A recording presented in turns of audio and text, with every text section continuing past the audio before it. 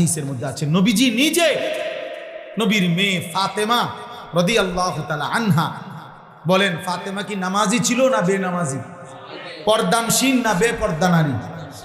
সাইয়্যিদাতু নিসাই আহলিল জান্নাহ। নবী নিজে বলছে ফাতেমা আমার জান্নাতের নারীদের সর্দার।